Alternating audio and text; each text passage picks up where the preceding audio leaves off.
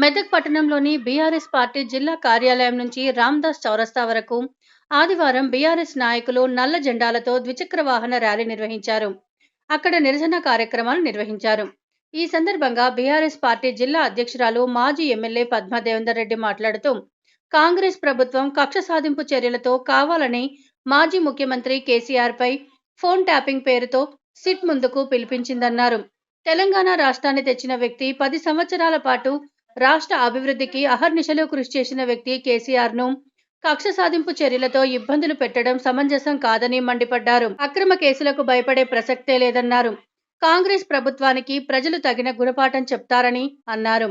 ఈ కార్యక్రమంలో మాజీ ఎమ్మెల్సీ ఫారూక్ హుసేన్, మాజీ ZP vice chairperson Lavanya Reddy, municipal మాజీ chairman Mallikarjun Goud, market committee మాజీ చైర్మన్ కృష్ణారెడ్డి, మామిళ్ళ ఆంజనేయులు, నాయకులు తదితరులు పాల్గొన్నారు.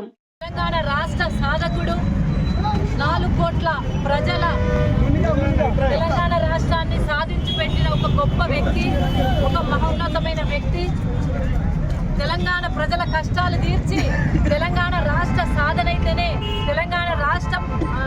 సాధనైతేనే ప్రజలు బాగుపడతారని చెప్పి నమ్మిన వ్యక్తి, అహింసా మార్గంలో కేంద్రం మెడలు వంచి సావు నోట్లో తలకాయ పెట్టి కేసీఆర్ గారు తెలంగాణ రాష్ట్రాన్ని సాధిస్తే, ఈరోజు తెలంగాణ రాష్ట్రాన్ని సాధించడమే కాదు 10 సంవత్సరాలు అనేక అభివృద్ధి కార్యక్రమాలను చేపట్టిన వ్యక్తి, కాళేశ్వరం లాంటి ప్రాజెక్టులను కట్టిన వ్యక్తి, 24 గంటల కరెంటు రైతాంగానికి అందించిన వ్యక్తి, అదేవిధంగా కళ్యాణ లక్ష్మి, షాదీ ముబారక్ లాంటి పథకాలతో మా ఆడబిడ్డలను ఆదుకున్న వ్యక్తి, మంచినీళ్ళనిచ్చి మిషన్ భగీరథ ద్వారా మా ఆడబిడ్డలను ఆదుకున్న వ్యక్తి, మరి రైతు బంధించిన వ్యక్తి, రైతులకు వాళ్ళ కళ్ళల్లో సంతోషం చూడాలనుకున్న వ్యక్తి, కాళేశ్వరం ప్రాజెక్టు కట్టి మరి అక్కడ పంట పొలాలకు నీళ్ళిచ్చిన వ్యక్తిని ఈరోజు కేవలం కక్ష సాధింపులో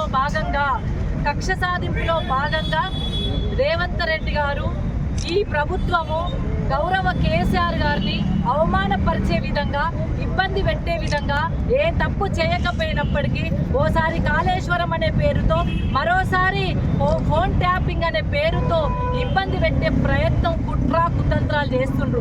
ఎటువంటి కుతంత్రాలు చేసినా తెలంగాణ ప్రజలు మీ కుతంత్రాలను తిప్పి కొడతారు. తెలంగాణ ప్రజలు ఎవ్వరు కూడా నీ విధానాన్ని హర్షించే పరిస్థితులు లేవు.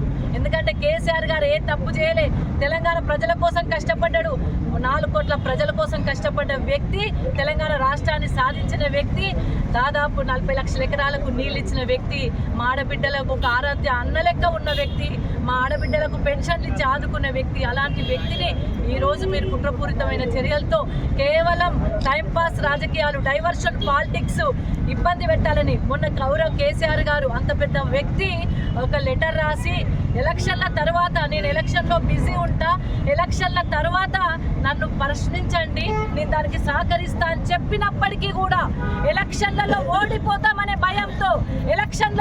ఓడిపోతామనే ఆ భయము, ఎలక్షన్లను ఈ డైవర్షన్ పాలిటిక్స్ చేయాలనే కుట్రతోనే గౌరవ కేసీఆర్ గారిని ఈరోజు సిట్ ముందుకు పిలవడం జరిగింది.